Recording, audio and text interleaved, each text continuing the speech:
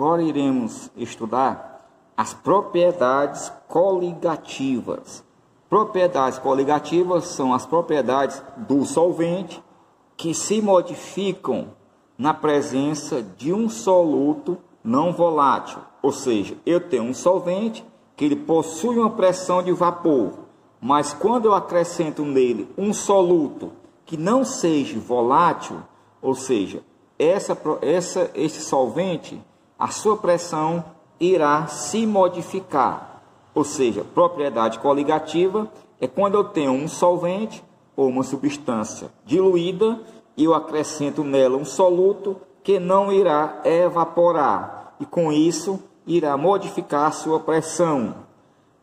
A intensidade com que as propriedades apresentam-se depende da quantidade de soluto. Então, dependendo da quantidade de soluto não volátil, a intensidade desta propriedade será maior ou menor.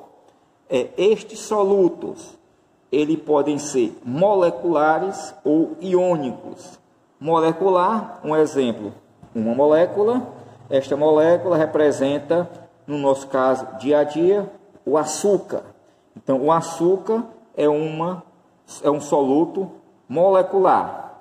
Iônico, nós temos um exemplo que é o cloreto de sódio, o sal de cozinha.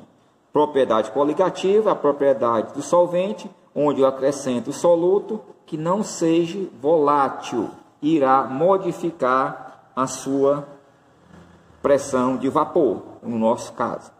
As propriedades são 4.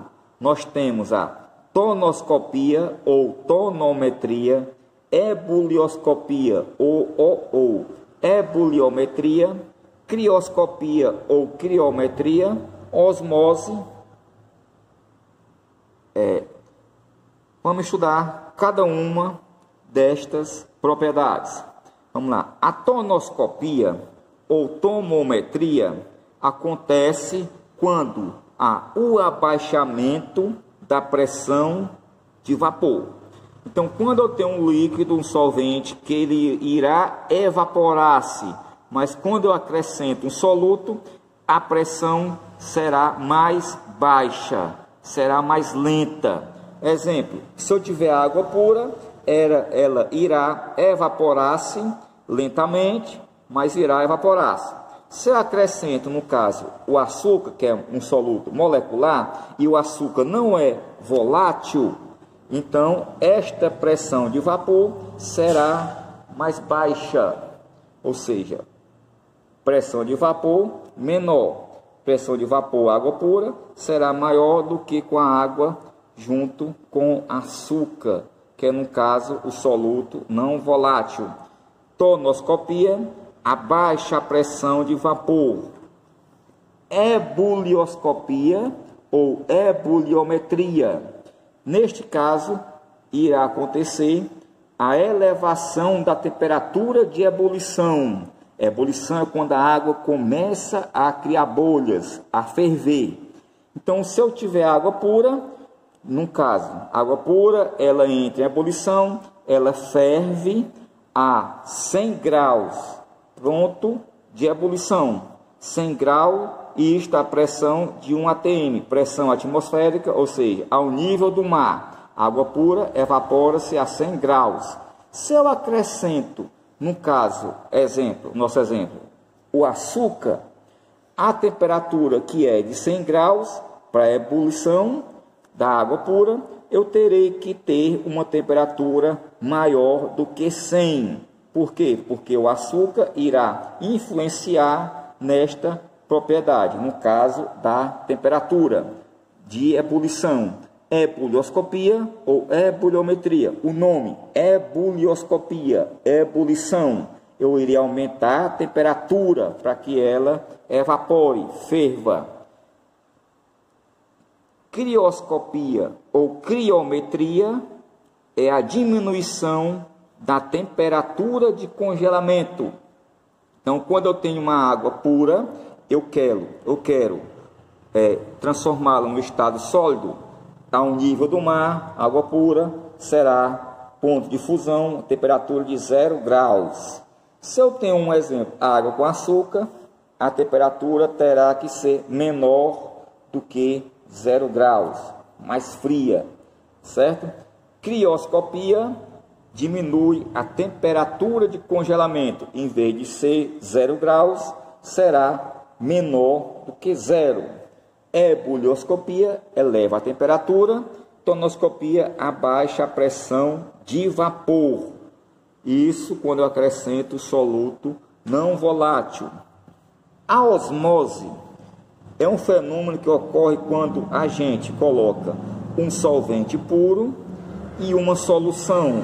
Lembrando que uma solução eu tenho soluto e solvente.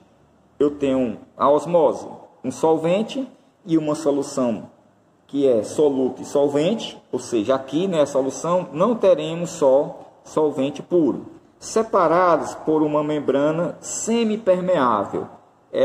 Ou seja, ela deixa passar um pouco do solvente, é como se fosse tipo uma peneira, certo?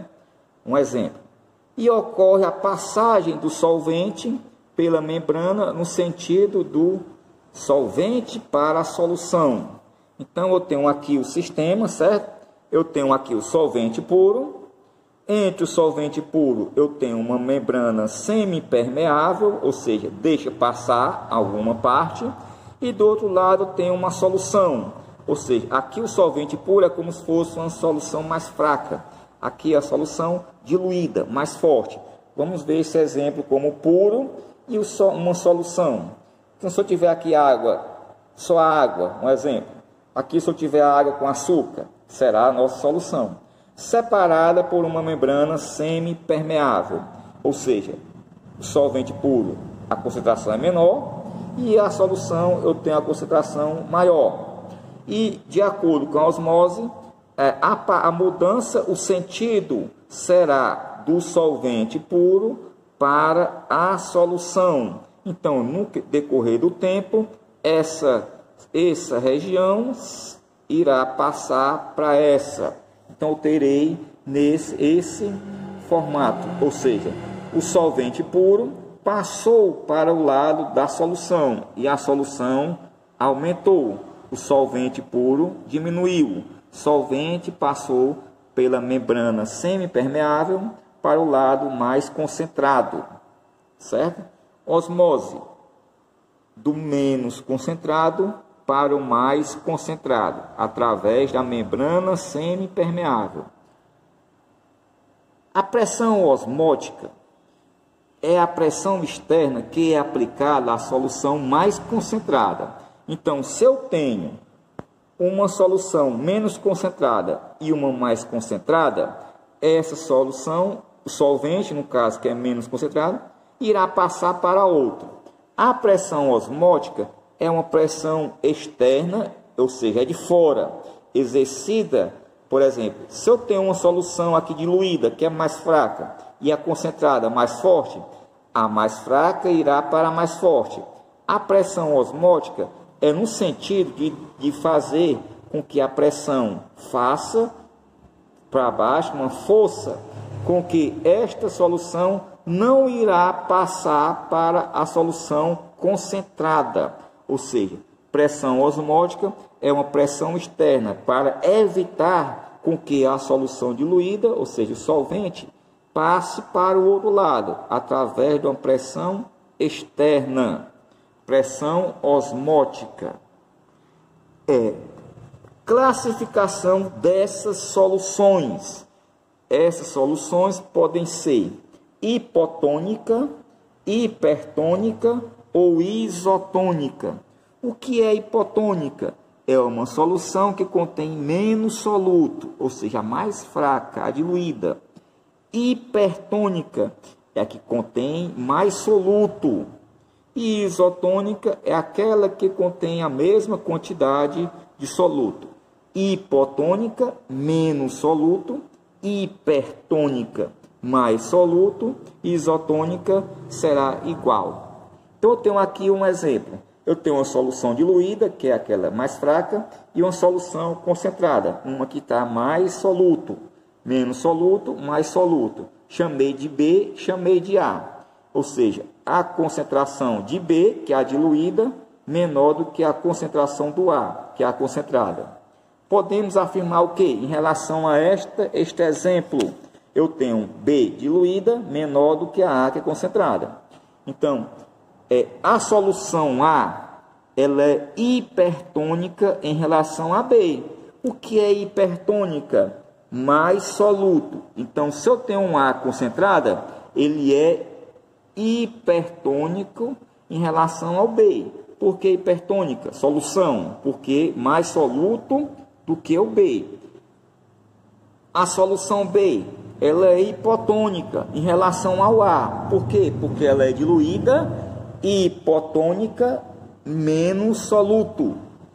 E se eu tenho a concentração de A, se ela for igual à concentração de B, ou seja, a quantidade de soluto será iguais, ou seja, solução isotônica.